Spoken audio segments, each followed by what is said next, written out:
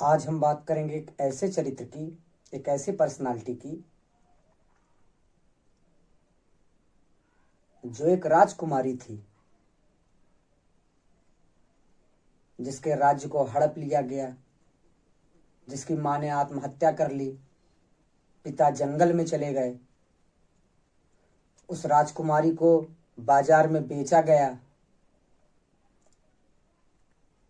उसके बाद वह दासी बनी, उसके हाथ पांव में बेड़ियां पहना दी गई।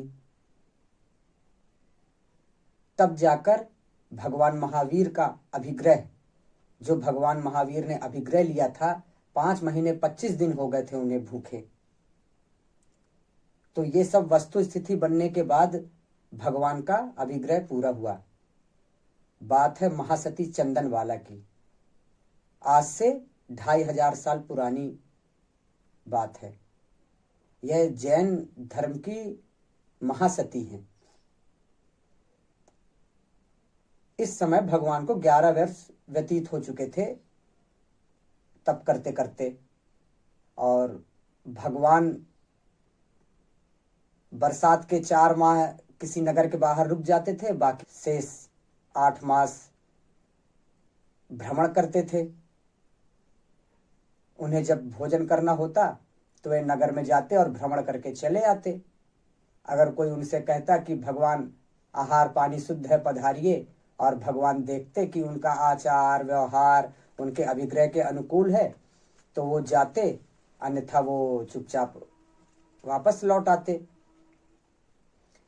भगवान कभी कभी किसी से कुछ ना मांगते हुए भी मन में ऐसे ऐसे अभिग्रह कर लेते थे कि उनके अभिग्रह कभी सोच लेते थे कि आज अमुक चीज मिलेगी तो मैं ग्रहण करूंगा, या ऐसी कुछ वस्तु स्थिति बनेगी तो मैं करूंगा, और महावीर का सोचा हुआ होता नहीं था ज्यादातर, और वह भूखे ही रह जाते थे। और ऐसा महीनों महीनों होता था, कई कई बार तो कई कई महीनों होता था। और इस बार भगवान ने ना मालूम कैसा विग्रह ले लिया कि आज 5 महीने 25 दिन से ज्यादा हो गए भगवान को निराहार रहते हुए।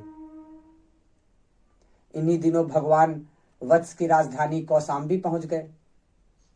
कौशाम्बी वासियों को पता चला कि भगवान पधारे हैं, तो सभी नगरवासी पहुंचे। उन्हें लगा कि कुछ उपदेश सुनने को मिलेगा, किंतु भगवान तो मौन थे। भगवान ने कभी किसी को उपदेश दिया ही नहीं। जनता भी अब उनके दर्शन मात्र से ही अपने आप को कृतकृत्य समझने लग गई। वत्स के राजा शतानीक और रानी मृगावती, जो भगवान की मौसी भी थी, वे भी गए। उन्हें भी लगा कि जाएं तो भगवान के सेवा करने का मौका मिलेगा, लेकिन भगवान तो मौन थे। भगवान ने कोई उपदेश ही नहीं दिया, और राजा शतानीक और मृगावती को भी सेवा करने का कोई अवसर नहीं मिला। इन्हीं दिनों कौशाम्बी में चंपा को जीतकर अंगराज्य को वत्स में मिलाए जाने का विशेष उत्सव चल रहा था। राजा शतानीक ने अपने साढ़ूपने का लेश मात्र भी ध्यान न रखते हुए, सम्मान न रखते हुए अंगराज्य पर चढ़ाई कर दी और सारे राज्य को नष्ट कर दिया।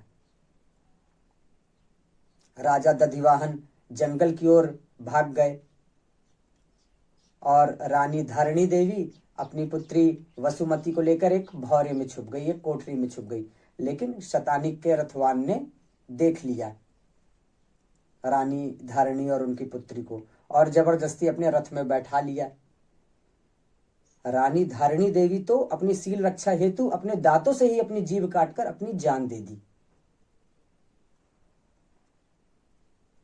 आत्म बलिदान द्वारा किसी के हृदय परिवर्तन के इससे सर्वोत्तम उदाहरण आपको कभी नहीं मिलेगा।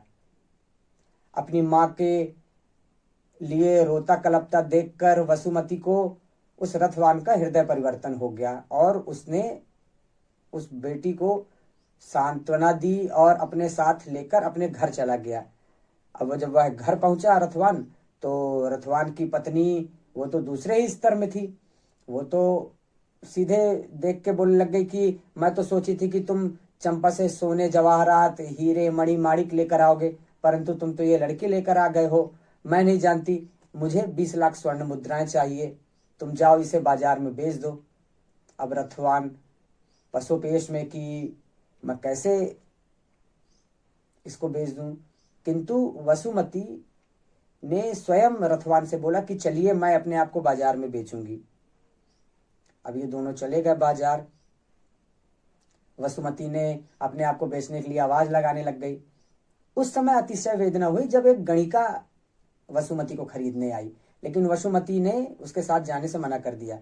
कुछ देर बाद उस नगर से एक सेठ धनावा आए, तो सेठ धनावा ने देखा और बेटा कहकर पुकारा और वसुमती को खरीदने की इच्छा जाहिर की। तो वसुमती ने पूछा मुझे करना क्या होगा। तो सेठ धनावा ने बोला कुछ नहीं, बस अतिथि सत्कार करना होगा। कोई मेहमान जैसे आएगा तो उसे आप भोजन प्रसाद कराइए और लोगों की सेवा कीजिए, बस यही काम है और कुछ नहीं है।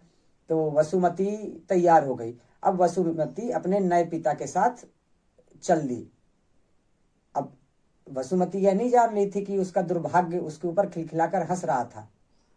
वसुमती पहुंची जैसे ही तो सेठ धनावा की पत्नी मूला देवी, वो तो और ही अलग प्रकार की महिला थी। उसे तो अपने